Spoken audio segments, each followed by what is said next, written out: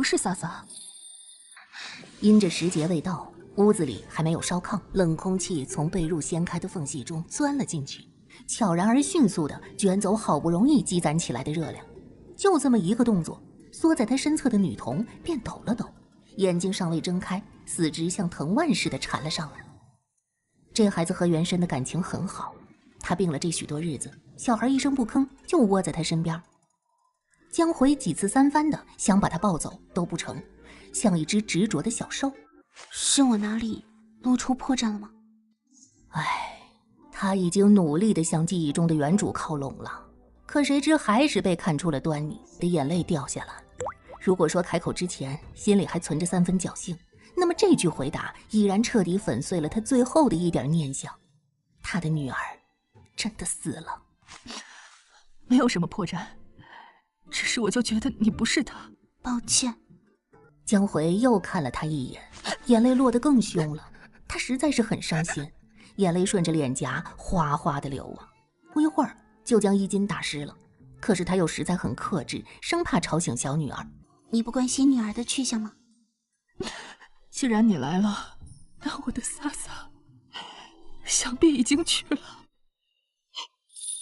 正如石彦行在记忆中看到的那样，这原本是个普通的4口之家。男主人平时做一些木工，闲时种田，虽然说没发什么大财，但是一家人也算是衣食无忧。可是不曾想，2年前男主人大病了一场，这积蓄花光了，人也没了。自此之后，娘仨就过得分外的艰难。原生为了补贴家用，上山砍柴摘野菜，结果一个不小心掉进了河里，发了高烧，一连烧了几天之后，就再也没了呼吸。江回没了丈夫，不想再失去长女，就想起曾经老人们说过的叫魂，他决定冒险试上一试。之前我就听人讲过，此事风险极大，很有可能叫来。可事已至此，我不试一试，怎能甘心？于是他试了，躺在炕上的女孩也确实醒了。但是最担心的事情还是发生了，那醒过来的不再是江回的女儿了。那你的魂魄被我叫来，你的身体怎么办呢？我也已经死了。当时的感觉真的很难形容，仿佛过了很久，又仿佛只是须臾一瞬。冥冥之中，他隐隐约约听到有人在叫自己的名字，就本能的往前走，往前走，往前走。稍过一睁眼，就已经在这副身体里了。你困了吧？对上他目光的瞬间，江回再一次意识到，这确实不是我的女儿。你身子还虚，先睡吧。即便是如此，江回还是本能的想去关心。坦白之后的夜晚异常的平静，施彦行抵挡不住困倦，抱着纷乱的心思闭目躺下。他睡得并不安稳，睡梦中他依稀听到低低的啜泣声。过了一会儿，像是有温暖的手在轻轻拍他的脊背，施彦行终于沉沉的睡去。在古代的农村呢，唤醒你的可不是第一缕晨曦，也不是什么梦想，而是鸡叫。没听过的人，你可能永远都无法想象就那种穿透力，进而疑惑小小的身躯它是怎么爆发出如此磅礴高亢的能量的。随着第一声鸡鸣炸开，整座村子迅速苏醒过来，尖利的鸡叫声夹杂着狗子们的起哄般的狂吠声，那是此起彼伏，从四面八方传过来。施彦行将醒未醒之际，隐约听到身边窸窸窣窣穿衣服的声音。尚未完全结束的梦境汲取了新素材，迅速变换，最终演化为一只从天而降的巨大公鸡，落在施彦行的胸口。他呼吸一滞，猛地睁眼。你醒了？施彦行含糊地应了一声，下垂的视线落到胸口，那儿趴着一个妹妹。难怪。于震太黏你了。没事。姐姐，向叫一声。姐姐。施彦行哈哈大笑，姐姐，这不天津腔吗？江回和于震被他笑得满头雾水。后施彦行没有再像昨天那样头晕目眩，于是决定下去走走。秋日早晚虽已颇有凉意，但是日照时间还算长，太阳一出，屋子里反倒是比外头冷。实验行慢慢走出来，抬头迎接穿越后的第一缕阳光。这腿边还跟着一个抓着他衣角的于震。见姐姐眯着眼睛看太阳，于震迟疑了一下，也学着做。四爷，这小姑娘反应好像比寻常的孩童慢些，呆萌呆萌的。仅只剩下一只公鸡，3只母鸡。清早实验行被吵醒，这只公鸡功不可没呀。院子里种着2株高大的柿子树和1棵石榴树，取名事事如意、多子多福的好意头。这些都是北地常见的家养树。此时柿子树上挂满密密麻麻的果实，想必再过一段日子就能吃到甜甜的柿子了。这靠墙还有2垄萝卜白菜，真的，若不是还有这些自家种的蔬菜，只怕娘儿仨也撑不下来。实验行一圈打量下来，就发现江回正在抓鸡。大公鸡拍拍翅膀，施施然落在旁边的柴火堆上，不紧不慢梳理着斑驳的羽毛。这公鸡不能下蛋，每日喂养还要耗费许多，不如杀了来吃。这大病一场也该补养补养。旁边3只母鸡顿时流露出些许优越感。我们可不光吃得少，那隔3差5还下个蛋呢。姐姐，最后还是病秧子军团集体出动，才把那只耀武扬威的大公鸡给他拿下。最后还是病秧子军团集体出动，才把那只耀武扬威的大公鸡给他拿下。3个人对视了一眼，有一种大仇得报的快乐。把大公鸡绑好，那脖子上咔给他来一刀，那鸡血滋滋滋向外冒。少撒一点点盐，就能吃血豆腐了，对身体很好的。你以前是做什么的？开酒楼的。哦，真了不起。还好，烧水吧。江回去烧火，于震插不上手，就去抽柴火。哎呦，他还不到3岁呢，又瘦，拖着一根和自己差不多高的柴火，那吭哧吭哧走半天，那脑门上都憋出汗来了。姐姐，真棒！实验行赞他。于震的眼睛蓦地亮起，一截小短腿，倒腾得更有劲儿了。热水退下来的鸡毛也没有浪费，洗净了晾干，特别漂亮的留出来给孩子做毽子玩，其余的可以绑个鸡毛掸子。鸡肉连皮带肉剁大块，大约还剩个4斤左右，和下水一起焯水去血沫子，然后先干锅煸炒。这大公鸡死有余辜，这太能吃了。你看那3只母鸡都瘦成啥样了，那瘦巴巴的，就它吃的膘肥体壮。那鸡皮下面有好多黄色的脂肪，正好煸出来以后炒菜用。在火力的作用下，原本湿润的白色鸡皮渐渐干燥，开始染上美丽的焦糖色。莹润的油脂浸润了干巴巴的锅壁，并在底部汇聚起清亮的一汪，不断有细小的油花迸溅开来，空气中迅速弥漫着一股浓郁的荤香。尽凉的秋日仿佛也带了温馨。已经许久没有沾过油荤的娘儿仨整齐地咽了一下口水，看又让江回拿了几颗皱巴巴的土豆来切了炖着。这娘儿仨身子忽然吃大荤大鱼，许不受。只要半个时辰，这鸡肉就炖烂了。实验行特意多加了水，熬得好一锅鲜鸡浓汤。前几日剩的野菜窝窝也给它热一热，一人掰开一块，抱着我埋头大口吃。冷天热灶，连汤带水，热乎乎炫了这么一碗，连带着身心都舒坦了。真香啊！一时饭毕，一锅土豆炖鸡还剩下一大半，又白得一小碗鸡油，特满足。趁着午间日头好，江回和施彦行将房中的被褥搬出来晾晒。这附近可有什么镇子或是集市？这个家呀，那可真是家徒四壁啊！就他身后那半拉窗纸还呼啦呼啦迎风招展呢，就是舍不得熬浆糊糊。那毕竟浆糊糊拿啥熬的？面粉呢，贵着呢，所以他必须尽快的找点买卖来做。哦，出了村子往西走，约莫大半个时辰就是镇上。后日便是5天一次的大集。你想做吃食买卖？石彦行点头，目光从那漏风的窗户上一扫而过。总得弄点进项。当天夜里，江回翻来覆去的睡不着。快到15了，月色一日比一日好，银色的月光穿透窗纸漏进来，影影绰绰照出炕上几个人的轮廓。江回小心地翻了个身，侧身看着不远处的施艳行。我可以完全信任他吗？日久见人心，且行且看吧。打定主意之后，施艳行沉沉地睡了过去。奈何他睡得并不好啊！白天听了那么多遍于震的姐姐姐姐姐姐，那声音语调简直魔性。施艳行整晚都梦见一群天津籍相声演员扎堆说着贯口，最后是撩着长袍追着他狂喊：姐姐姐姐姐姐，姐猴卖吗？姐姐来都来了，找嘛急呀？姐姐来都来了，找嘛急呀？施艳行是被活活吓醒的，太可怕了。窝在他怀里当壁虎的于震也醒了。于震瞪着一双大眼睛，施艳行尴尬的一笑：来，跟我念，姐姐。原来姐姐要跟我玩呀！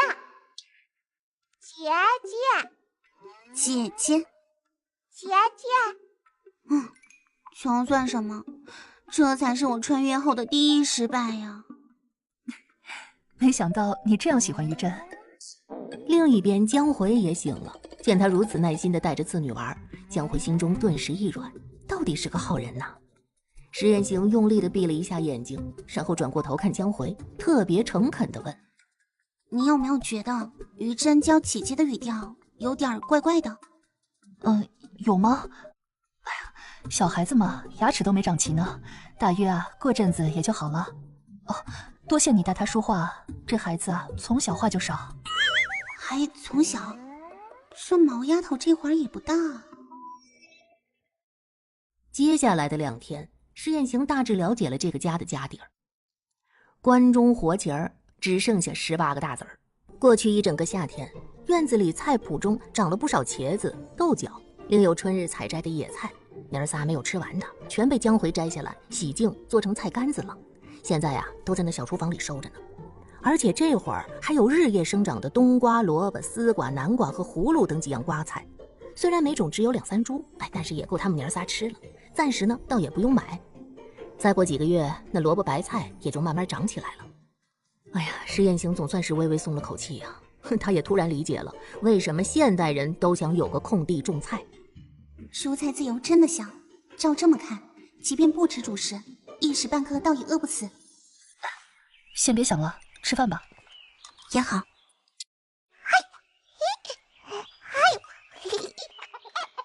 姐姐，娘，蛋热乎乎的，干得真棒。施艳行试探性地提出，咱有没有可能能不能用一个蛋蒸蛋羹啊？江回非常爽快地同意了。锅盖揭开的瞬间，江回和于震母女俩顿时发出整齐的赞叹声，望向施艳行的眼中也带着明晃晃的崇拜。这算是无中生蛋吗？小小的于震不曾想，蛋滑走了。到了9月15这天，施艳行3个人起了个大早，准备去赶集。哟，少奶奶出门了。正走着呢，就听右边路上传来一道浑厚的女音：别理他，狗嘴里吐不出象牙。大侄女果然好了，你们也去赶集呀？结伴走吧。哎呦，还是瘦，跟个小姐似的。哎呀，女孩家抽条，瘦下也是有的。别急，回头多吃多睡，身板也就扬起来了。以后你可别逞能，你看你病了这一场，差点吓死了你娘你妹子，那可真是几天几夜不合眼照看着。晓得了。病了一回，真是不同了，笑起来怪好看的。随他娘呗。这孩子大了，到底是懂事了。小娘子赶集呀，走着多累呀！大爷，谁就饶命啊！就被追着打出了2里地，那嗷叫着作鸟兽散。哎呦，他们只是觉得那个小娘子必定会来赶集，那天知道怎么和这悍妇在一起呀！嘿，你个笨货，送人轮的王八，不晓得天有多高地有多厚，也不看看你奶奶我是谁，敢再来我们郭张村撒泼，肠子都给你捅出来！就是，有个猛将。桂香骂骂咧咧回来，见施艳行小姐俩都呆呆地望着自己，一时有些窘迫。婶婶打坏人！哎呀，别学你娘细声细气的，给他们点颜色瞧瞧，就知道怕了。好，这样就行了。嘿，桂香打小就有劲儿，拼起命来，3、5个小子都不是他的对手。所以以前你们还经常拼命。好人婶婶好大只哦！上月还40文一斤，今儿竟就到了45文，听说年下还要涨呢。45文，如今他们全部的家当还买不来半斤盐。施艳行不禁开始怀念后世几块钱一包的食盐。借着这个机会，他把市面上各种物件都问了一遍。除了盐铁茶之外，糖和非本地生产的烹饪大料也是很贵的，每斤都在100文以上。相较之下，反倒是油和肉更加亲民。如今猪肉肥的16文一斤，瘦的只要10文。鸡鸭比较好养活，周期短，略贱一些。油以猪油、芝麻油和菜籽油为主。听说这些年兴起用黄豆榨油，浓香扑鼻，但是价格太贵了，只有达官显贵才吃得起，这边镇子上直接没得卖。江回看得一片茫然，这能做什么买卖呢？可扭头一看，旁边的施艳行居然带着一些笑模样，显然是有所收获。你瞧，江回和于震努力睁大眼睛看，却只看到进进出出的人群，有顾客也有伙计。不就是人吗？有什么好看的？但凡成规模的店铺都雇着伙计，还有专门从外面运过来的贩夫走卒，为数不少。快晌午了，你猜他们怎么解决午饭？午饭若做长工，有些东家会管饭，余下的就自己带干粮。是啊，可好吃吗？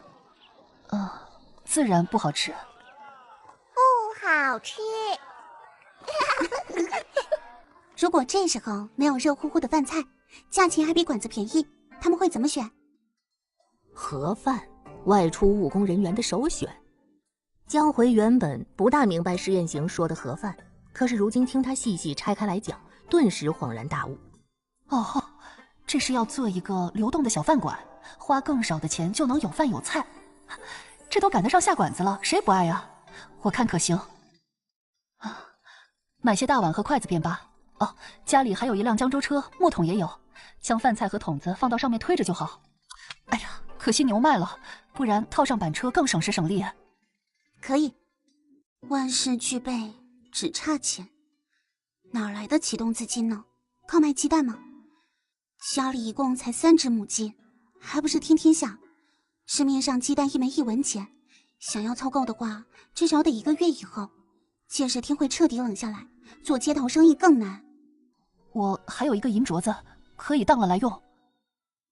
两人相视一笑，尽在不言中。做主食本钱高，赚得少，且咱们未必忙得过来。那江州车怕也塞不下，不如只卖菜，就去那里挤一挤。小本生意要有侧重点，不能什么都想要，那样往往最后什么都得不到，也容易招人嫉恨。江回顺着看过去，发现街角是一个炊饼摊子，位置呢比上不足，比下有余。摊主是个年近50的妇人，想来也没有其他糊口的手艺，也改不了行，抄着2只手就靠在墙角，满面愁容，双眼放空，只是偶尔有路人经过时，有气无力地喊上几句：炊饼，热乎乎的炊饼。好，就听你的，只卖菜。娘儿仨过去一说，对方木讷的眼睛转了转，反复确认。果然只卖菜。确实只卖菜，到时候少不得还要有人从您老这里买热乎乎的炊饼吃呢。我看您老手艺甚好，便是酒楼里卖的炊饼也没有这样柔软暄乎的，早该叫大伙儿尝尝了。你这小娘子说得很是，老婆子活了大半辈子，光炊饼都蒸了30年呢，那酒店里的年轻小伙计如何比得呀？不过是世人不识货罢了。你们尽管来，不是老婆子夸口，这地界实在是好，以往有那起子人想来呀，我都给撵走了。哎呀，那可真是多谢您老，一瞧您老便是那等心软和善的。见施艳行面不改色的拍马屁，3言2语就拨动了对方的心神，那江回看得目瞪口呆呀。这也太厉害了。好，几个人商议定了，又去问碗。大陆朝陶瓷业很发达，他们又不拘样式新旧，只要粗瓷大碗。店家一想尽快脱手前些年卖不出去的瑕疵旧货，就只1文钱一个，指定20个，也不要定金了。手头紧，能省就省吧。施艳行疯狂的试探：掌柜的，我们是必要做买卖的，之后少不得再从您这儿拿货，能不能便宜些？你们且把买卖做成了再说。套话不好使，我在街面上几十年了，隔三差五就听谁说要干大买卖，可最后不都灰溜溜卷铺盖？哼！施艳行也不尴尬，还笑眯眯的。这做生意嘛，都这样，卖方想多卖，买方想少花，都是这么一步一步磨出来的。脸皮子薄的人可做不成买卖，只要能节约成本，就不丢人。罢了，难为你一个娃娃开口，这个钱嘛，实在不能再少，我多送你2只碗如何？足足2文钱呐！施艳行满口应下，又说了一车子好话。行了，走吧，再说我也不能多让了。女娃娃好刚口，这冲着嘴皮子就活该发大财。搞定了摊位和器具2大难题，施艳行和江回狠狠松了口气。这一刀下去，肉只受点皮外伤，这肉片不过几张纸厚薄，拎起来恨不得能看见对面的光影。他别是个奸商吧？咱们成本有限，交给客人实惠，又不能折本。肉就这么点，切得太厚，一桶里就那么几块，看着可怜，也不像话；切得太薄，一炒更少了，零零散散的，也不成样子。这切肉啊，是门学问，一头牛纯3代的且多着呢。自这样厚薄，下锅后先干炒，就能煸出许多猪油来，一来增香，二来也可以省些素油。肉片滑入锅中，在热力的催发下，肥肉的部分开始变得透明，原本干燥的锅底迅速浸润了油脂，显示出一种充斥着活力的色泽。肉片整体染上动人的灿金色，身量缩小，而空气中漂浮的荤香中也悄然多了一丝奇异的焦香。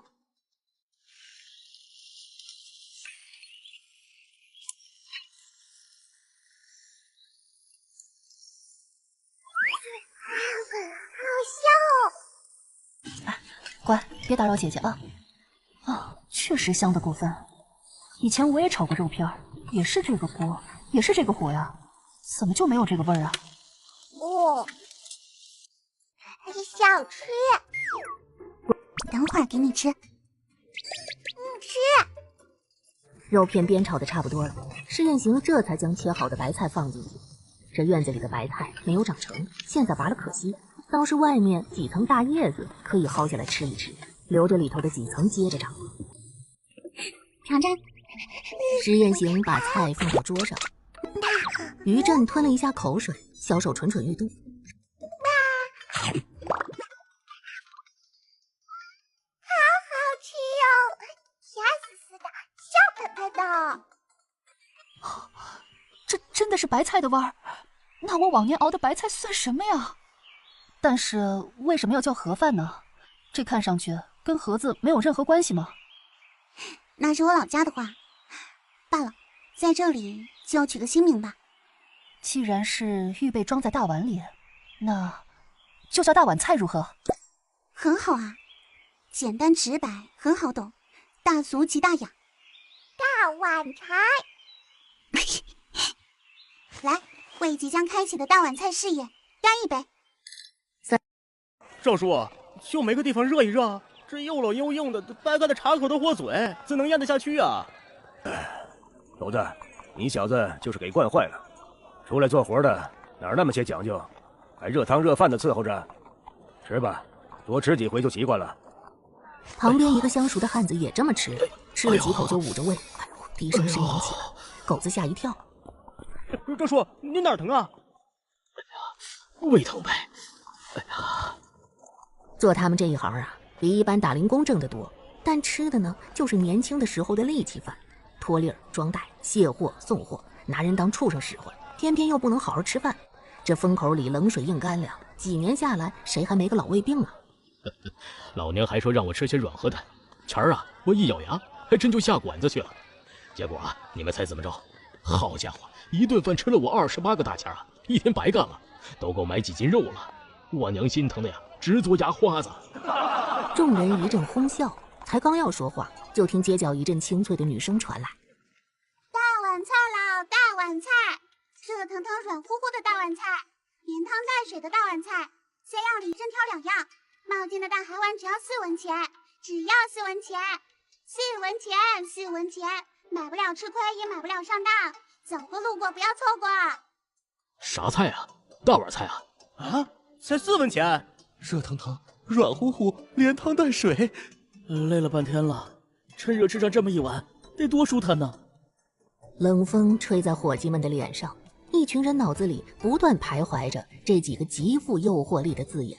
再低头看一眼手里硬邦邦的炊饼，越发觉得难以下咽。走过路过别错过。哎，我为什么跟着念起来了？也太顺口了吧！这又是哪里的新花样啊？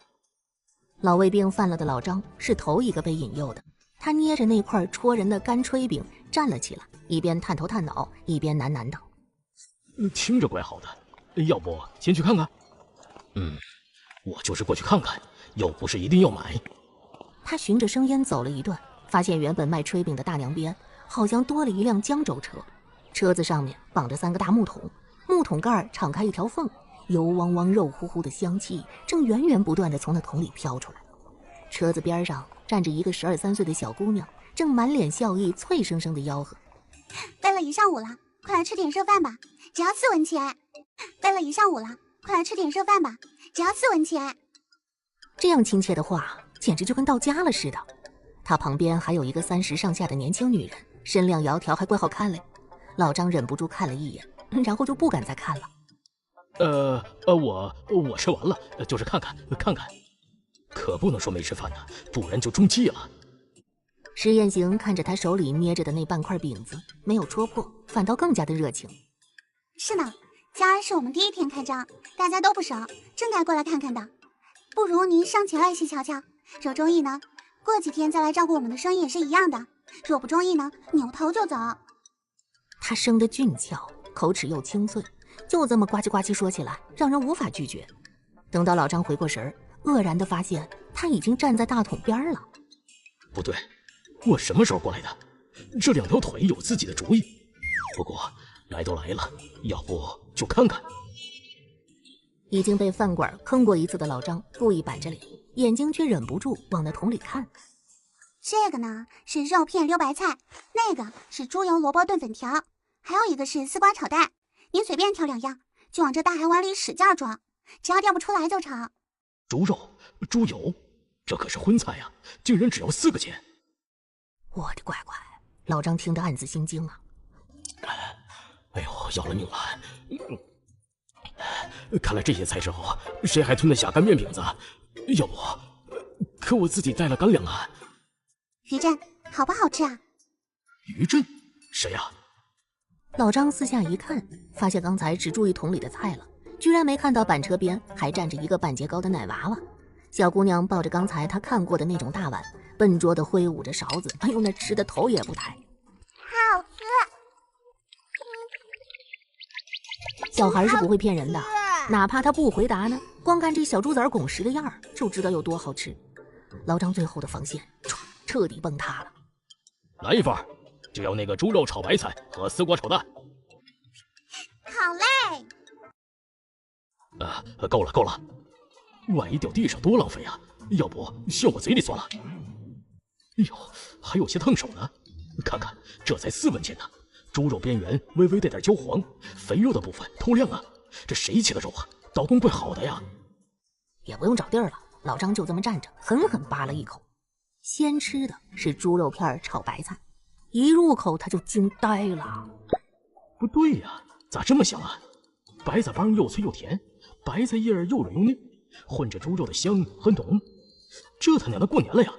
还有那丝瓜炒蛋也好吃啊！你他娘的自己在这里吃上了啊！老张这才想起自己忘了什么，嘿嘿一笑，用干粮一抹嘴，哎呦，结果划出一道血口子。旁边扑哧一声，就见方才吆喝过的年轻姑娘指着隔壁的炊饼摊子：“挣钱要紧，可身子骨更要紧。叔叔伯伯们忙了大半日了，有了这个好菜，何不配上个热腾腾、暄乎乎的软炊饼？”是啊，这好菜配硬饼子，可不糟蹋了。卖炊饼的刘大娘没有想到施艳行会主动帮自己揽生意，不由得又惊又喜。都是今年的新粮，喷香，只要1文钱一个，和这小娘子家的热菜最是相宜。这不就成了？施艳行闻言和江回对视一笑，最后追着老张来的几个伙计几乎都来了大碗菜，更有相当一部分舍弃了硬干粮，花1文2文买了热炊饼。哎呀，对于餐饮行业来说呀，这最好的招牌和宣传是什么呢？就是大快朵颐的食客们。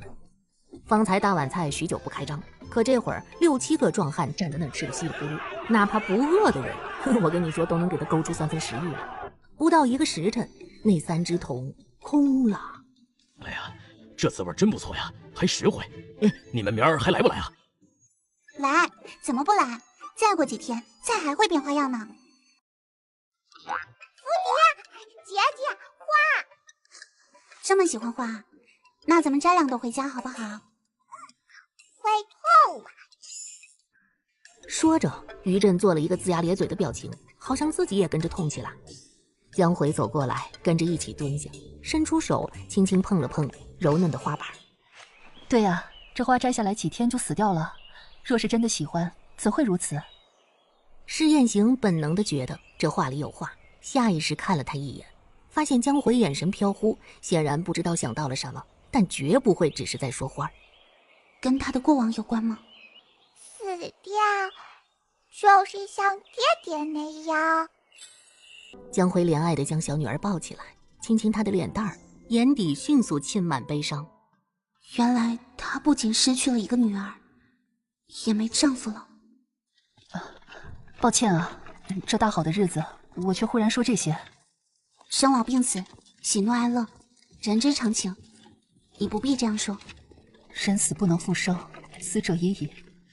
可生者还是要努力地活下去。我的女儿还没有长大，如今生活又迎来转机，一定要坚强。说起来，你可真了不起，这头1天就赚了那么多钱，而且今儿才卖了那么点儿，碗筷也可以多次使用啊。如果以后再多卖一些，那1天岂不是要赚60文、80文？就打1天按60算啊，1个月30天就是足足1两8哎，那1年就是20多两，这么多。觉得赚钱简单吗？简单呀，若是日日能得如此，何愁没有好日子过呀？那些同行也这么觉得。啊？做这一行门槛低，只要有心留意，谁都能掺一脚。咱们这头几日做，知道的人不多，可你等着瞧吧。莫说再过10天半月的，便是5、7日之后，恐怕街上就会再冒出几个大碗菜的摊子了。那些摊子可能比咱们的更大，菜品种类更多，甚至就连价格也可能更便宜。可是咱们这些大多都是自家有的，本钱已经一降再降，他们卖的再便宜些，岂非要舍本？暂时舍本怕什么？况且咱们小门小户的，家底儿又薄，其外头看着只有几个女人，便是软柿子好拿捏，难不成还能和他们硬碰硬？只要坚持一段时日，把咱们熬走了，他们再把价格提回去就是了。那我们毕竟是头一家，大家伙今儿吃着也都说好，怎么说也会念旧的吧？念旧归念旧，可谁会跟钱过不去呢？是啊，我们都知道1文钱掰成2半花，外人为何不呢？左右都是填饱肚子而已，就算味道差些又何妨？便宜啊！不过你不必太担心，我说这话也是防患于未然，提前提个醒，省得到时候被打个措手不及，左右还得几日功夫呢。啊，我自然明白你一番苦心，难为想得这样周全。只是咱好容易找到个赚钱的法子，总得想个应对之策才好啊。那是自然，我若怕，一开始就不做这行了。这白菜帮子扒得差不多了，鸡蛋也用光了。若要准备明日的，咱们是不是得从别的地方买些啊？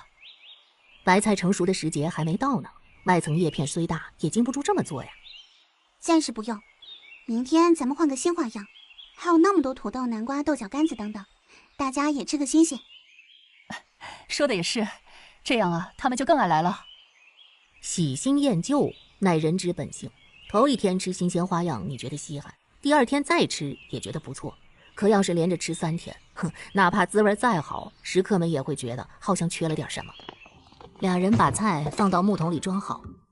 来，那垫儿我给你们扫了，干净的很。大碗菜，大碗菜，热腾腾、软乎乎的大碗菜了，连汤带水的大碗菜，3样里任挑2样，冒尖的大海碗只要4文钱，只要4文钱，4文钱，4文钱，买不了吃亏，也买不了上当，走过路过不要错过。施宴行才吆喝几声，就见道路尽头呼啦啦跑来几个人。哎呀，我今儿还是头宰吧，还有那个肉片溜白菜，第二个呀换成猪油萝卜粉条，再要2热炊饼，先给我一个，另一个放着，吃完再拿。哎，好嘞。哎呦，刘大娘眉开眼笑啊，赶紧取了一个给他。见路上几名行人好奇地往这边看，尝到甜头的他竟然主动帮忙招呼起来。热乎乎的大碗菜嘞，干净又好吃，才4文钱就2个肉菜，这些可都是回头客，来尝尝吧。很多时候就是这样的，你呢不招呼，客人路过门前也就是路过了，但你要喊几嗓子，哎，有的人就觉得不好意思。那要不过来瞧瞧？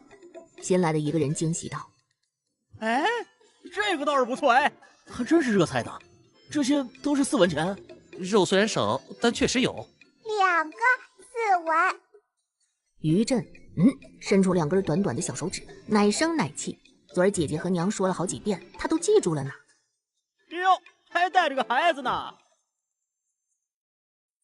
几人惊讶，见于震乖巧可爱，便出言逗弄。说了几句之后，更不好意思地走了。要不咱就在这儿吃点儿，反正也不贵。行，去哪不是吃啊？哎，咱们去吃碗素面，一滴油没有，都要2文钱呢。那边老张狠狠扒了几口萝卜，又吸溜吸溜粉条，觉得这玩意儿吸饱了混着猪油的汤汁，咸甜适口，简直比菜还好吃。哎呦，美得直点头。也不知道这小娘子家里怎么做的呀，粉丝泡了汤水，竟然也没囔，反而还挺弹牙的。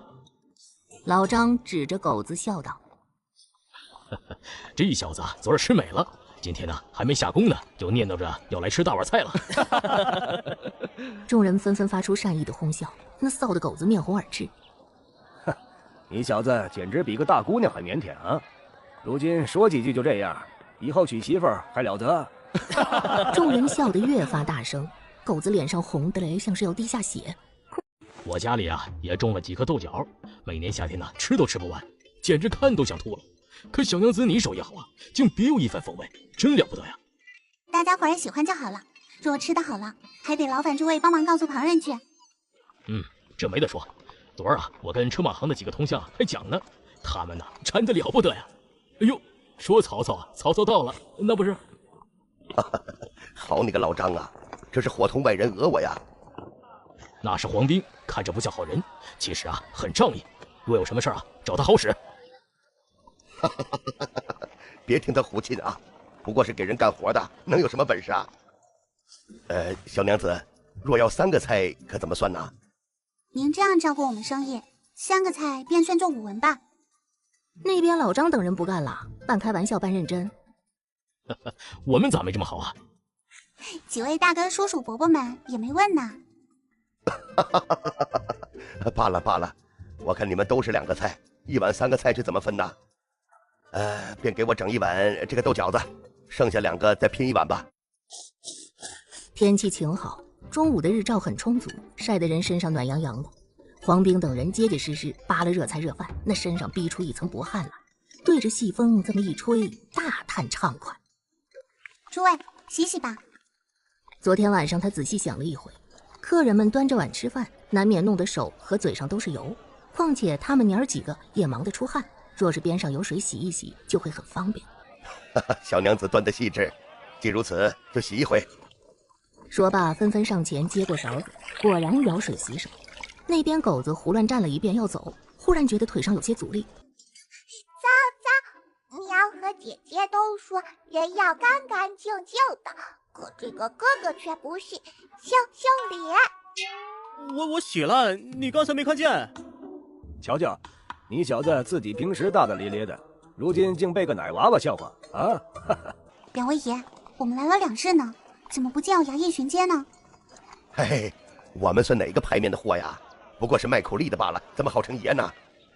哎，若小娘子不嫌弃，老张老黄胡乱叫也就罢了。那当然不能这么叫了。既如此，我就喊2位叔叔了。你年纪小，又是头回出来，想必不知道啊。咱们镇上啊，虽然有几个衙役，可整日无事，也不过每天早晚出来走走过场罢了。平时啊，都在东大街的屋子里躲清闲呢。哦，原来如此啊！来之前我还跟娘说，衙役听起来就威风，万一碰见了，怪吓人的呢。说的是啊，那几个老拉着脸，看着确实够唬人的。嘿，少吓唬小姑娘了啊！小娘子莫怕，不过都是2只眼睛1张嘴罢了。他们虽不大和气，处事也还算公正。只要咱们不违法乱纪，怕什么呢？不和气还算公正，那衙役人数应该在3人以上。石彦行面上笑着，心里却已飞快地把有用的信息筛选出来。今儿个菜准备的多，来的人也多，最后还是有几个没吃上的。江回很高兴，又后悔今天没有再多备些。石彦行笑：哪有这么正好的事呢？供不应求总比剩下好。那倒也是。江回一琢磨，也就丢开手不想了。今天卖了30份，一共是120文钱，塞在包里沉甸甸的，很有些体积。江回喜滋滋摸了好几遍。这么大一包，咱们娘儿几个带回去，怕是不大稳妥，而且也笨拙，倒不如就去那边的银号换成几分的银子，轻巧不扎眼。不错，这是个好主意。你想的真周到。你今儿怎么特意问起衙役来了？一直到上了大路，前后无人，石彦行才说了自己的打算。照目前来看，那几个衙役就是这镇上的天。若咱们日后买卖做大了，少不了和衙门打交道，不如提前几个善缘。况且如今咱们的大碗菜越卖越好了，我琢磨着，要不了几日就会有同行出现。若对方厚道还好，若品行不端，早晚要起冲突。这会不会太早了些啊？不早，要未雨绸缪。说白了，就找个靠山啊！现在提前交好，日后遇到事儿也方便开口。你要不然事到临头，你再抱佛脚，那怎么能成？这都是他上辈子创业途中跌跌撞撞摸出来的血泪经验呐。哎呀，可如何交好呢？咱们也送不起什么太贵重的东西啊。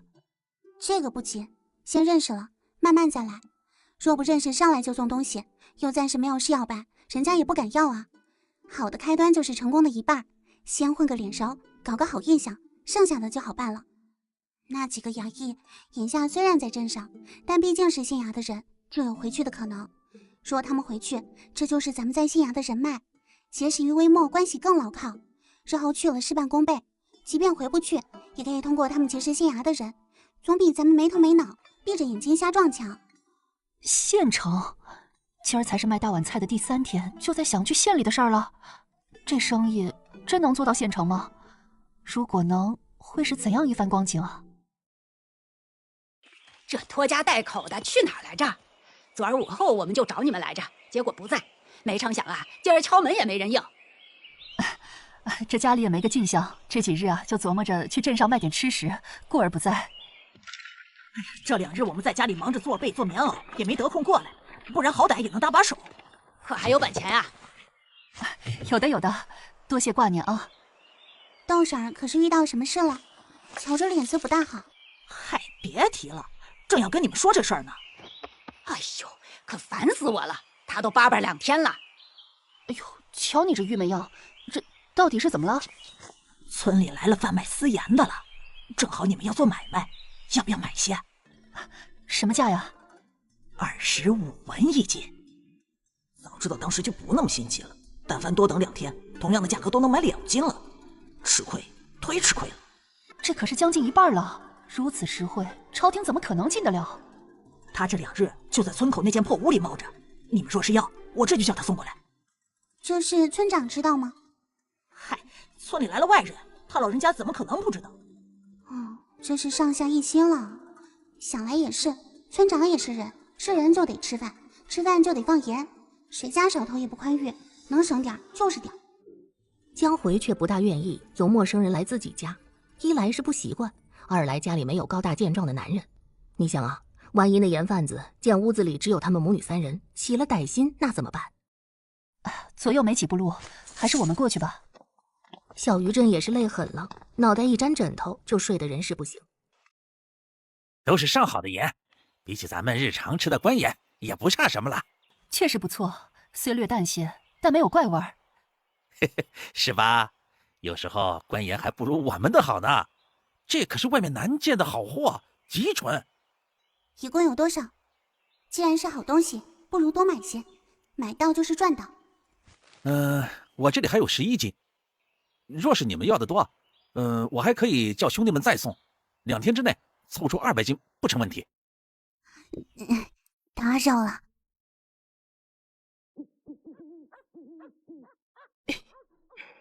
晚上睡觉的时候，江回翻来覆去，把今天赚的碎银子在灯底下看过来看过去，笑眯眯的，好像怎么都看不腻。石彦行就想笑，你也不是没见过银子，怎么这点儿反倒稀罕上了？这个不一样。这怎么能一样呢？那镯子是他拼命想要忘却，却始终不能摆脱的噩梦。但是这一粒碎银子却是他亲手赚来的，是通往新生的铺路石。这么喜欢你就留起来，咱们不动就是了。可当真？那咱们日后花什么呢？我还真想留下做纪念。这算什么？你信不信？以后1天赚的银子就让你数都数不完。我信。家里的菜也不多了，蛋也没有了。石彦行和江回商议过后，决定先问问郭家姐妹。桂香和豆子一听，欢喜异常。哎呦，这可叫我们赚了便宜了。最终双方定为鸡蛋4文钱6个，和外头收的定价是一样的，但是必须新鲜，随时都收，凑够3个6个就能送过来。各色瓜菜也便宜，几文钱1大筐。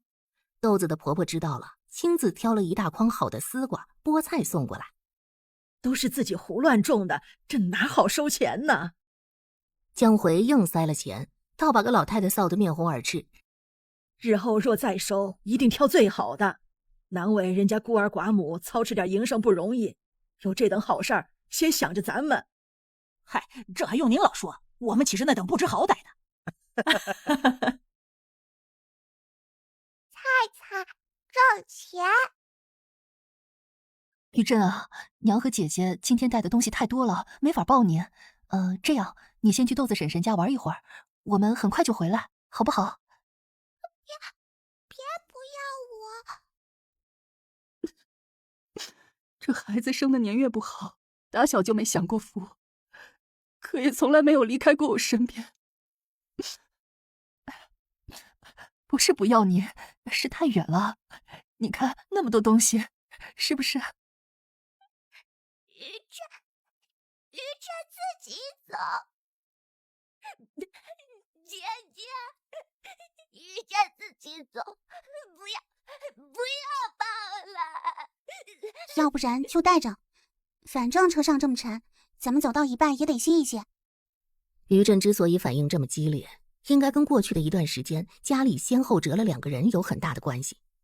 虽然石彦行没死，但是中间确实一度昏迷不醒。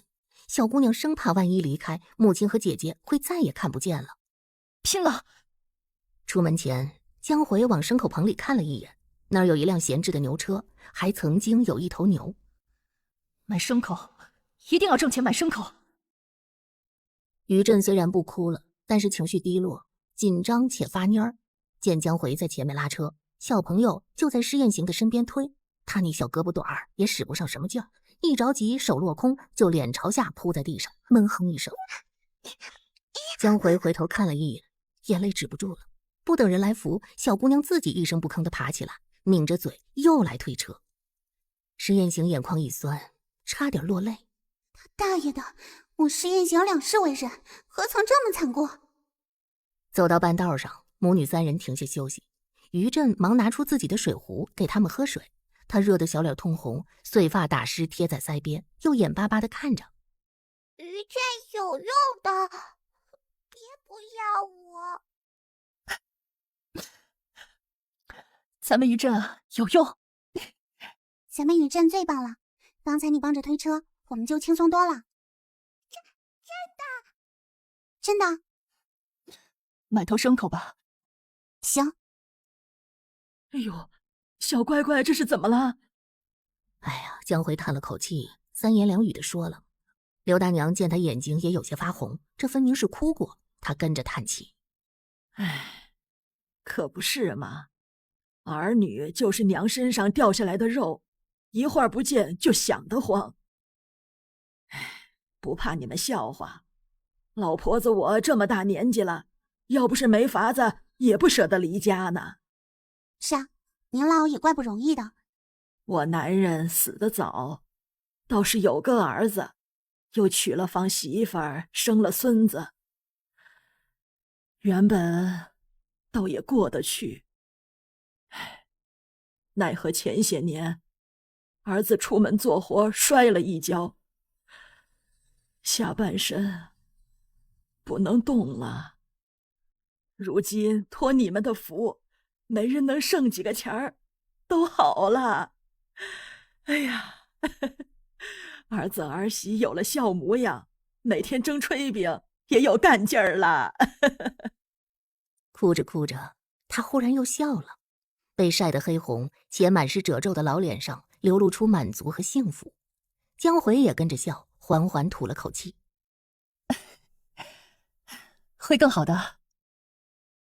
第一个跑过来的还是干饭先锋老张，这厮熟练的拿了碗，探头往桶子里一看，今天有新菜啊！是呢，换了2个，一个肉末土豆茄子，一个菠菜炒蛋，都是新鲜的。那就要这2个新的。紫色的茄子，黄色的土豆，酱红色的肉末，还有那翠绿的菠菜，金黄的炒蛋，那么多颜色都浸满了油亮，在日头影下泛着油润的光。哎呀，老张没念过书啊，不知道该怎么形容，他反正就觉得就好看。茄子条细腻，土豆软嫩，含着夹在里头的肉末，格外的过瘾。老张吃的次数多了，无师自通许多新方法，比如说将这热炊饼掰开，往里头狠狠塞一大筷子菜，这汤汁浸润了炊饼，更添风味，还一点不浪费呢。他肠胃不好，家里人也看得开，几乎天天都来吃。老张，你天天这么吃，是不过日子了？你们懂什么呀？我这才叫过日子呢，吃的舒坦了，干活又快又多，精神头也好啊。不然都跟你们似的，3天2头犯病，又悟空又吃药的，花的比我还多呢。众人一听，哎，你别说，还真是这么个理儿，可还是舍不得花钱。哟，皇叔来了！施宴行转过去一看，哎，大客户。那边江回罕见的主动过来问好。黄大爷，我们想买头牲口，您看。挑牲口那是门大学问，总有那么些个奸商把老弱病残的牲口伪装成好的，你买的时候吧不觉得什么，可回家养不了多久，嘎嘣死了。哎呀，这事啊，你们找老黄还真找对了，他相看牲口啊，那是一绝呀。哎呀，先给我来2碗菜，1碗茄子，1碗土豆。至于牲口，买牲口才是正办，你们娘们几个也不能老这么着啊。是买来做这个买卖，还是别的什么？哦，就是这个。那买骡子吧。那得多少钱呢？照如今这个行情啊，少说也得4两。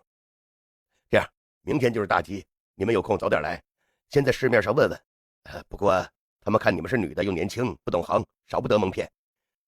先转一圈吧，心里有个谱。晌午的时候，我再带你们走一走。开饭。好。小米本身就足够的香，只是这香好像有些单调，如今加入了南瓜肉，那就仿佛分出了层次，越发的完整。施宴行痛痛快快喝了一大碗南瓜小米粥，意犹未尽。南瓜实在是好东西，回头咱们可以买点蜂蜜和糖，加了猪油做南瓜发糕吃，红枣的也好吃。好吃。是啊，那得多香啊。他一边说，那边一大一小就偷摸咽口水，十分的馋。用完早饭，余震吧嗒吧嗒跟着往外走，走到一半又站住。车，今天没有推车啊。对啊，咱们今天啊不做买卖，咱们去赶集买大牲口好不好？这么点大的豆丁，知道啥叫大牲口啊？果然，于震只听清并记住了2个字儿：赶集。赚钱呀，人怎么能老想着玩呢？这小财迷。经过上次那几个泼皮出没的路段时，江回虽然没说什么，可是脚步明显加快，可见还是有些怕的。施彦行就想着，无论如何这牲口都得尽快的买成，不行很容易遭围堵。若是有牲口驾车，那就不一样了。敢堵我，直接冲过去，我压不死你。稍后到了集市，臭臭。等买了咱们自家的，就把它收拾得干干净净的，好不好？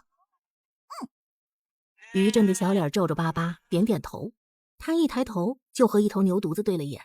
那小牛犊看样子还没出生多久，2只大眼睛格外的水灵，里面装满了好奇。不管是谁看过来，都颠吧颠凑上去。2个不同物种的小崽子，大眼瞪大眼，哼，终究是牛犊子的眼更大。于震败下阵来。牛犊子用毛茸茸的脑袋轻轻顶了他一下。施彦行忍不住也上手摸了摸。果然不管什么动物小时候都很可爱。哦，除了蚊子、老鼠、苍蝇、蟑螂、蛇、蜥蜴。果然不管什么动物小时候都很可爱。哦，除了蚊子、老鼠、苍蝇、蟑螂、蛇、蜥蜴。骡子、驴子和牛是民间最普及的3种牲畜，卖的也最多，几乎走几步就能看见。这要是落到骡子眼里，咱们人是不是也一个模样？那边那头看着不错。江回这会儿早就挑花眼了，正为难呢。听施彦行这么一说，满口应下来，马上走过去看，又问价。那牲口贩子听见问，却先不回答，只拿2只3角眼儿往他们身后去，确认没有男人跟着，又打量他们几眼，这才狮子大开口：娘子眼光不错呀，这正是上好的大金骡，最是膘肥体壮，耐力惊人，只要纹银7两。你还真敢要？若再狠狠心，都够买头牛了。能不能进前看看？哼，一个丫头片子而已，会看什么呀？不过装模作样罢了。行啊，看吧，被踢着了可别哭啊。若真伤了人，就不是哭不哭的事了，少不得报了官，叫差爷们来主持公道。嘿呦！众人原本见她娇滴滴一个年轻妇人，美艳艳3分动人姿色，抱着小的带着大的往那牲畜市场上扎，非常显眼。我刚才干什么了？刚才那真是我。方驴子，听见了吧？当心拉你去见官。好家伙，没想到竟是个烈货。方驴子被众人笑了一回，面子上有些挂不住，微微带了几分羞恼。就是了，方才说话的就是我，凭什么呢？分明我们也是正经想买牲口的，可打从一开始过来就没有人正眼瞧，如今认真问起来也都是爱答不理，那脸上眼底明晃晃的写了轻视和敷衍，凭什么这么对我们？难不成还是个行家？看完之后，施彦行没急着说话，一直熬到方驴子沉不住气追问：小娘子学得怎么样啊？看小娘子也是行家，咱们能做成买卖也算是缘分，不如我主动退一步，6两半如何呀？哎，别走啊，不适合再谈的呀。切，才开市呢，时间早得很，且不必着急，没准什么时候就碰见冤大头，7、8两卖出去了呢。那骡子不好吗？其实我觉得还不错，只是他明显不着急卖。咱们就这么讲的话，讲不下来多少的，不如等等黄爷。娘儿仨在集市上逛起来，约摸着黄兵下了工，便往那车马行的方向走。果然远远瞧见他正往这边过来，两边顺利会师。黄兵问起他们的收获，施彦行一一说了。哎呀，你小姑娘家的眼睛倒是利呀。那方驴的人品确实不太好，但是手底下过的牲口个顶个不错。既然如此，咱们就去看看。黄爷，今儿个陪亲戚买头骡子，几位贵客同我玩笑呢，这岂不是大水冲了龙王庙吗？早说是黄爷的亲戚，我哪敢赚您1文钱呢？之前老张说有事找黄兵好使，施艳行他们却不知道到底有多好使。哼，现在见着了。果然好使，至少在牲口圈里好使。黄冰问了刚才施艳行看过的骡子，笑了笑。呵呵，眼光不错。就他吧，4两。皇爷，您老不能这么着啊！这骡子光配种就花了好大功夫，我又辛辛苦苦拉扯到大，中间耗费的人力物力，这多少补给我些个呀？还是你拉扯大，感情是当骡子娘了。4两半，成就成，不成你也卖不出比这个更高的价来。罢了，只当我为方才的事儿给几位赔不是了。咱们和气生财，日后若想再要牲口，多来照顾我的生意就是了。谢谢皇叔，可真是太感谢您了。谢谢。我倒是不图什么回报，孤儿寡母的赚点辛苦钱不容易，不过伸把手的事儿也算积德了。江回要给谢银，黄冰死活不要。倒是施艳行趁着他们推拉的空档，跑到街边点心铺子包了桃酥、绿豆糕、风干桃条和面棋子4色点心。皇叔，知道您不缺这些，回头给婶子和孩子们填个嘴，多少也是个意思，不然就真是叫我们过意不去了。皇叔，知道您不缺这些，回头给婶子和孩子们填个嘴，多少也是个意思，不然就真是叫我们过意不去了。小孩子家怪老道的，我看只怕你不日就要往县城走了。这姑娘说话做事之精准老练，完全不像一个12岁的小孩啊！来日真能成就一番事业也说不定啊！那就借您吉言啦。你就不怕呀？都是2个眼睛1个嘴1个脑袋2条腿，怕什么呢？他看不出一点勉强，眼底闪烁着自信的光，像2颗星星。是啊，都是2个眼睛1个嘴1个脑袋2条腿，怕什么呢？黄冰在心里把这话念了2遍，倒是勾起了一桩旧心事。买了骡子，施艳行他们又顺便去看刘大娘。今儿一大早就有人在这附近鬼鬼祟祟的，专门盯着这儿瞧。刚才竟然又打发了一个女人来问这摊子的事儿，我可什么都没说啊。我看那货呀没存好心，保不齐是看你们挣钱眼红了。还真被飒飒说中了。谢谢大娘，我知道了。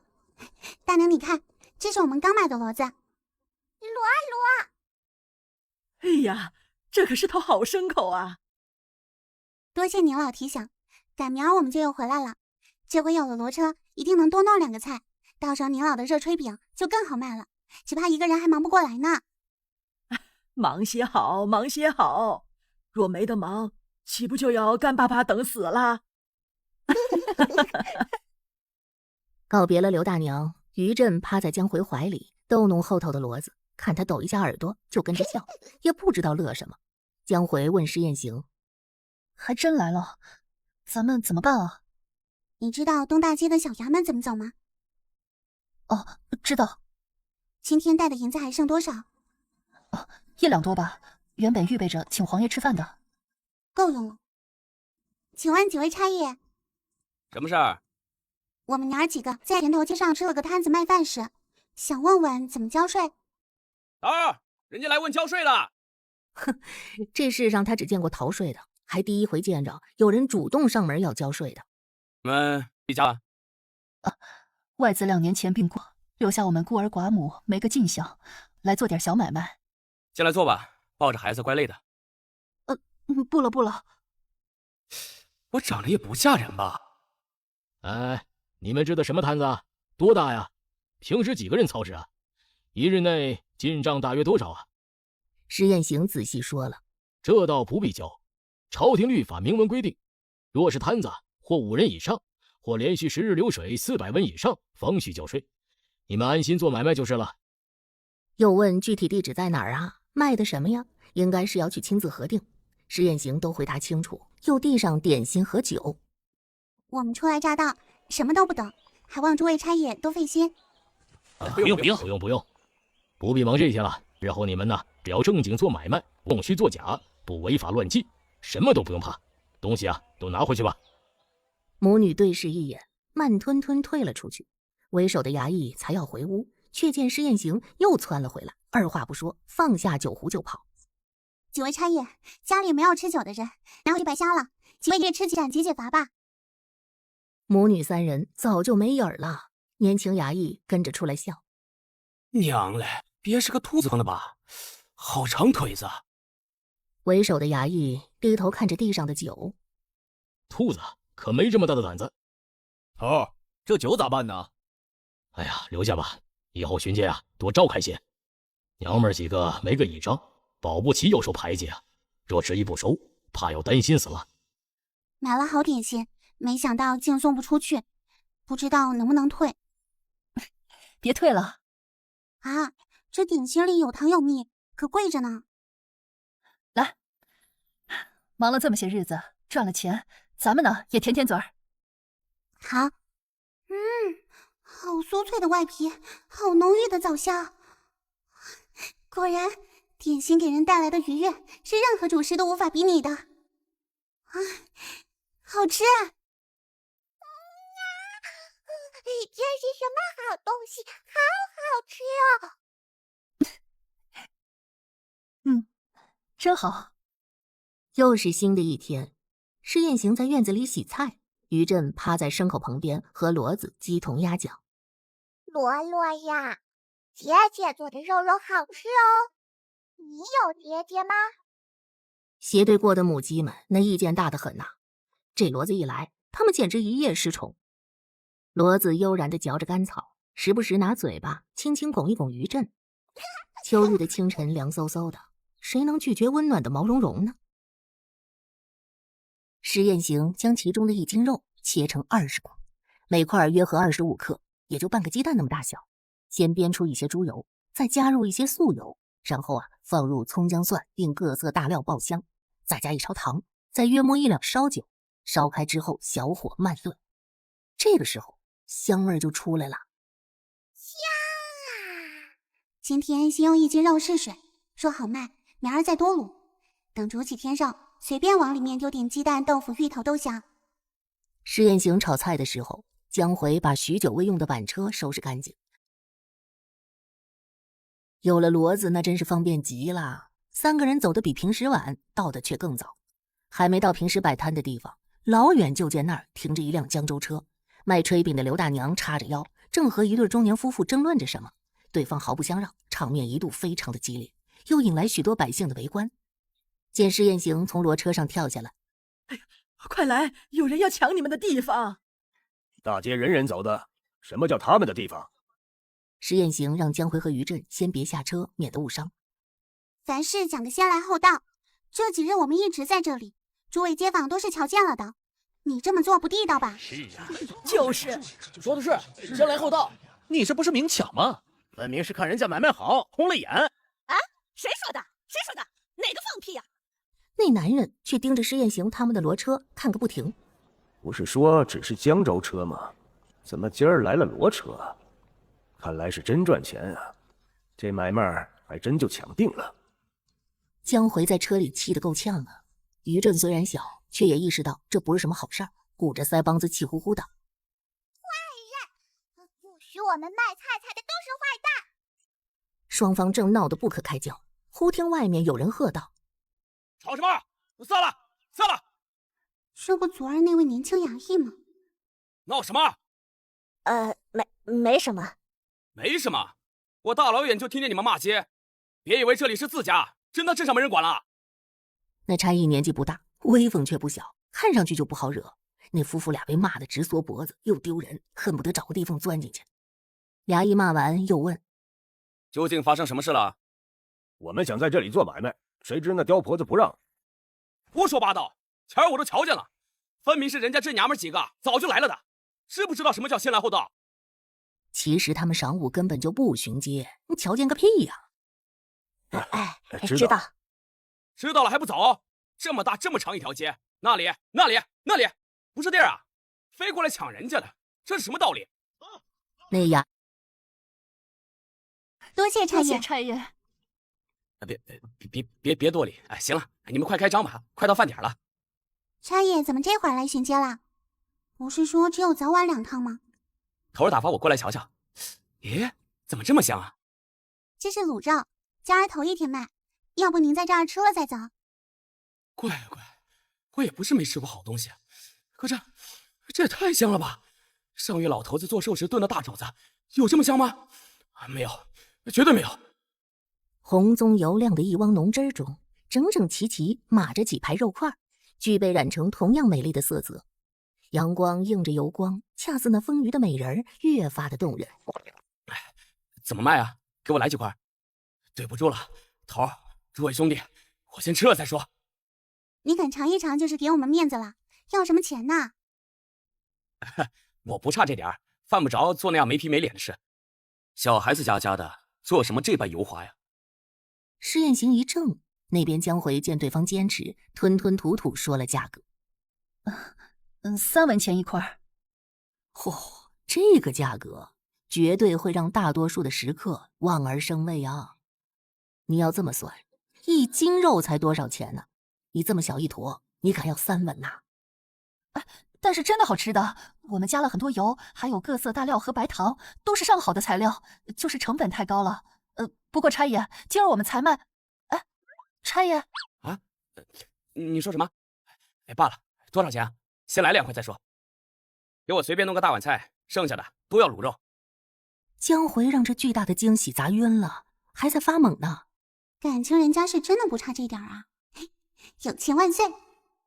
大碗菜，热乎乎的大碗菜啊！3个再选2个，只要3文钱，只要3文钱了。也是卖大碗菜的，还故意压1文钱，这分明就是恶意抢生意来了。大碗菜，热乎乎的大碗菜啊！3个再选2个。施艳行往那边看了一眼，正对上那对夫妻得意又恶毒的眼神，明晃晃的宣战呢。衙役在时，我们不敢吭声，可这会儿衙役都走了，我们就老老实实做买卖，还不成吗？小娘子，人家只要3文呢，你们若降价，咱们还去你那里吃。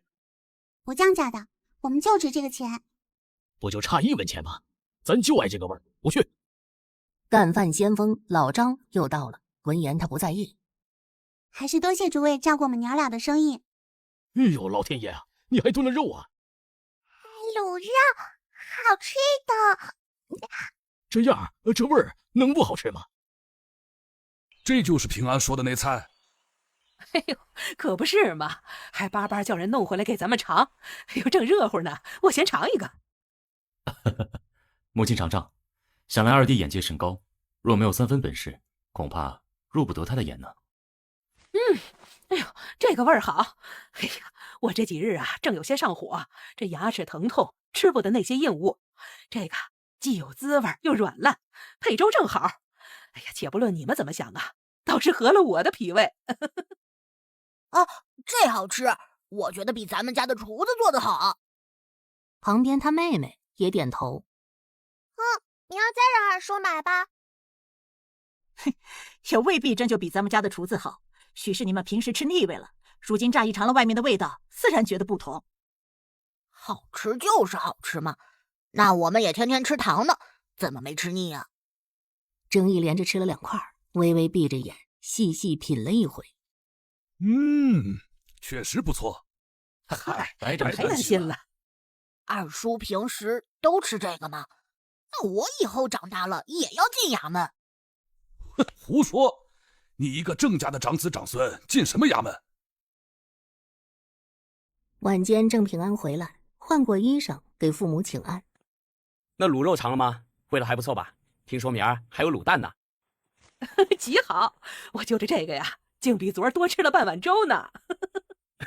爱吃就好，也不吃什么。明儿打发他们继续买就是了。二弟的孝心比我强。哎呀，大哥快别说了，羞煞我了。是哪家酒楼的菜？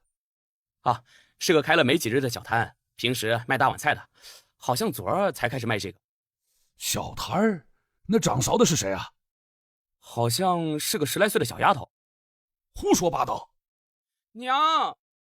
哎呀，少把外头那副做派带到家里来，这冷不丁起什么高声啊？都是你给惯坏的，这怎么可能是一个12岁的姑娘做的呢？照我这么多年吃遍大江南北的经验来看，掌勺的人呐，没有1-20年造煎的功夫，绝做不出这个味儿。我记得爹前几日还说下月家里要来贵客，这菜单子啊一直不中意，可是为了那事呀，确实。既如此，便把人请来家里，大面上仍用咱家的厨子，只烦他做2个拿手菜添上。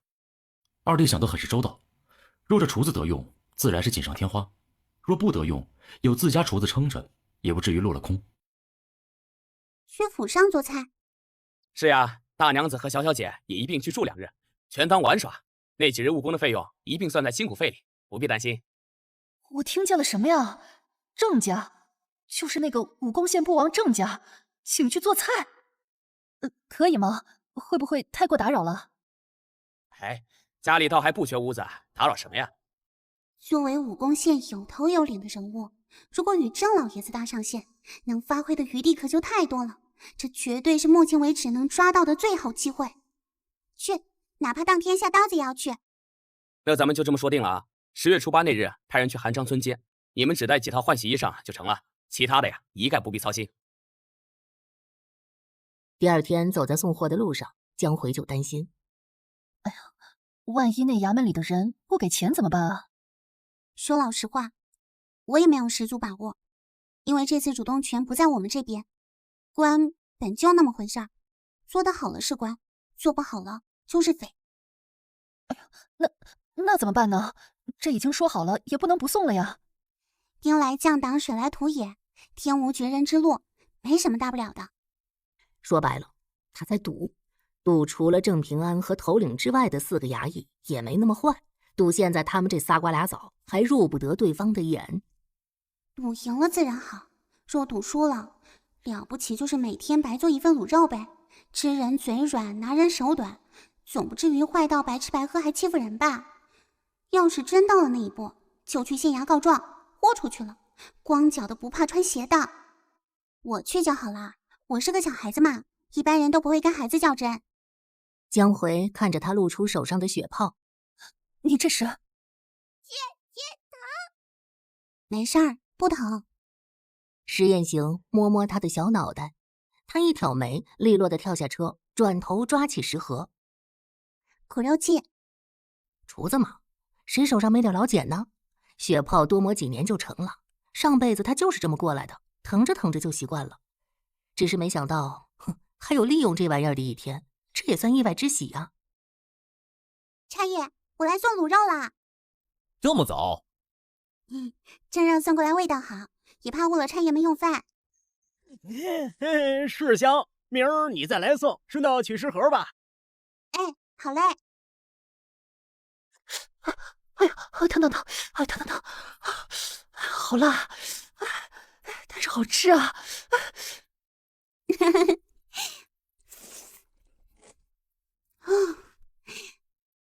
石彦行看着江回难得狼狈的样子，哈哈大笑，笑完了才狠狠吸了一大口，又咸又烫，久违的嗦粉，爽！娘和姐姐为什么要吃那么可怕的东西？去县城你不怕吗？为什么怕？哎，咱们说说话。说呗，我听着呢。我琢磨着，等忙完了这阵子，就去县上看看。想开了，不怕了？哎呀，原本还在踟蹰，可如今看一个黄毛小丫头都那么有干劲儿，天不怕地不怕的，突然觉得自己一把年纪了，怎么越活越倒推了？哎，你说的可是这几日频频提及的卖大碗菜的小姑娘？黄冰嗯了一声，把前几日买牲口以及今日郑平安邀请他们娘几个到家里做菜掌勺的事儿说了。黄七听罢非常感慨，啊，可真了不得，才10来岁就有这样的本事和胆量，以后长大了还不得成精啊？当年我想着，如今咱们的日子也不算难过，这边车马行上下游都器重我，可若去了县城呢，那边地界大，想必能人也多，若真去了那边，还能有我说话的地儿吗？你知道当年我最看重你什么吗？什么呀？身上的那股劲儿，那种天塌下来也不怕，埋头往前的劲儿。黄冰的眼睛一点点睁大，所以想干什么就去试试吧。反正只要人活着，什么时候都不算晚。有真本事的人呐，去哪儿都能出人头地。施艳行并不知道，竟然有人因为自己老夫聊发少年狂。他这会儿啊，正窝在炕头上和江回、于震数银子玩呢。今天一斤卤肉全卖完了，后面还有好几个人问呢，咱明儿要不要多做一点？是施家娘子？劳您这么早来，不得安歇，实在是过意不去。昨儿就在镇上住下了，2刻钟之前出发，才到没多久，几位就来了，正好。去武功县要途经青山镇，前面一小段正是施艳行他们每日进城买卖的路，早就看腻了。可如今坐在马车上，看着两侧枯树荒草向身后飞驰掠过，竟是别有一番滋味。不知贵府上邀请几位客人，可有什么饮食禁忌没有？可吃得酸，用得辣？共有贵客4位，老爷宴请，大爷作陪，倒没听过什么禁忌。酸辣嘛，大约也用得，只贵客们不爱奢华排场，故而老爷吩咐下来，务必要做得精致奇巧，便是没见过的新鲜花样最好呢。不爱奢华，喜欢精致，会是什么来头的客人呢？我倒是会讲有趣的，只不知如今定下来几道菜，好叫我知道了，也有个章程。大爷的意思是8个菜，但老爷说略简薄了些。这客人确实够难伺候的。说我冒昧，但到了之后，务必请府上把拟好的菜单拿来我瞧瞧，这才好有的放矢。那总得知道郑义他们准备了哪些菜啊，他才好查缺补漏，扬长避短呢。这个自然，来之前老爷都交代好了。一行人凌晨出发，一直到晌午才到。老爷特地交代了，这几日我就听几位调遣，若有什么不便对我讲的，给他讲也是一样的。不好吃。你个小冤家，挑嘴猫似的，这有肉还不好啊？姐姐做的好吃，先忍一忍，等回家去了，我给你做好吃的。客饭嘛，想来也不是大厨做的。哎呀，都给你啊，惯坏了。喏，这肉要吃，菜也要吃啊。于震一张包子脸都皱了起来，嫌弃之情溢于言表。寿菜，这长得跟寿菜一模一样。哎呀，这生儿生女都是债呀！江辉无奈，只好把闺女剩下的吃了。无论实情如何，那总不好来人家做活还嫌东嫌西，这传出去不像话。一时饭毕，伺候的女人捧了宴席单子过来。这是小胡管事方才送来的。施艳行看了看，半晌无语。咋说呢，就活像是一盘散沙呀。知道的是一桌待客宴席，不知道的还以为是哪家酒楼的菜单子呢。菜和菜看似在一张单子上，实则互相之间完全没有任何关联，乱，就是很乱。能看出来主人很努力，试图把最好的捧出来待客的真挚的心，但反而有种用力过猛的笨拙。府上的供奉可是擅长红烧吗？哎呦，小娘子果然是内行人，正是。倒也不是我太内行，而是这挑大梁的肉菜几乎全是红烧。施艳行斟酌片刻，去找了那小胡管事。若是方便，我想见见你家老爷。见我？是，施姑娘看了菜单子之后，好像有些想头。罢了，就叫他来，且看看他有什么主意，行不行的，听听再说。且等等，果然那么小吗？是啊，好像翻过年来才13岁。哦，哎呦，这都叫我想起你年轻的时候来了。哼，我可没这么野。我怎么不知道？你爹那会儿还没生出来呢，你上哪知道去啊？哦，嘿嘿嘿。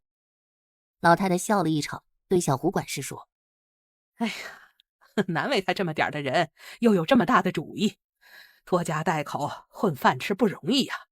让他跟你们老爷在前头花厅说正事儿，也请那位太太和小姑娘过来，跟我们呀在这暖阁里说说闲话，吃吃点心茶水，也省得他不放心。”什么小姑娘啊？等会儿来了你就知道了。什么小姑娘啊？等会儿来了你就知道了。给老太太请安。嘿，也不是什么牌面人家，无需多礼。我想着你们初来乍到，难免乏味，这才强拉着你们来说话，可别怪我。江回见他果然和传言中一样和气，暗自松了口气，也跟着笑了。您一番好意，我们岂有不知的，只是感激罢了。哎呦，瞧这孩子机灵劲儿，怪俊的，过来我瞧瞧。于震扭头看江回，江回摸摸他脑袋，点点头。去吧。婆婆，来之前娘说过了，要叫婆婆，我记着呢。哎呦，郑老太太顿时乐得合不拢嘴，试探着摸摸她的小肉脸儿，这手指头瞬间按下去一个窝。哎呦喂，这软乎乎的这手感呢，就跟那出锅的白面馒头似的。哎呀，瞧瞧，真俊，难为你怎么养出来呀？那炕头上那俩小孩早坐不住了，见于震上前，也嗖嗖的爬下地，手拉手跑过来看小妹妹，满眼的稀罕。于震被冷不丁凑过来的2颗脑袋吓一跳，往后退了一步，捏着小手抿着嘴儿。哎呦，吓着咱们乖乖喽！快别怕，这是我的孙子孙女儿，小名有寿，这是有福。又问于震的小名，叫从从。聪聪，聪明伶俐，是个好名字。倒是不敢奢望什么伶俐。他大名叫于震，故而小名呢就取了流水发声的从从2字。嗨，我不识字，难为你说的这样好，露怯了。不过必然是个好名字，鱼儿可不得有水。对，就是这么个意思。哎，听说话，你念过书？哦，并未正经进学，只是幼年有幸，偶尔听过2页。这边说着，那边仨小孩已经迅速混到一块儿了。有福一直是家里最小的，如今终于来了一个更小的。哎呦，那喜欢的跟什么似的，拉着于震的小手要喂他吃点心，点心也不知道什么做的，黄澄澄香喷喷。于震小小的咽了口水，有些馋，可他记着他娘的话呢，不可以随便吃别人的东西。他不要，可好吃了。一直觉得不可思议，怎么会有人不要这么好吃的点心啊？有寿绕到2人跟前儿，看着于震鼓囊囊的脸蛋子，莫名有些手痒。可是家里长辈说男女有别，不能随便摸人家小姑娘，他硬生生忍住了。你啥都觉得好吃，就是好吃嘛。于震觉得这2个陌生的哥哥姐姐大约没什么恶意，抿抿嘴，鼓足勇气说了第一句话：我姐姐做的好吃。哦，你姐就是这次家里请的那个厨子，之前的卤肉就是她做的。我姐姐会做好吃的，好多。有福瞅了自家哥哥一眼，眼中的嫌弃一览无余。你咋啥都不会呢？哥哥有啥用啊？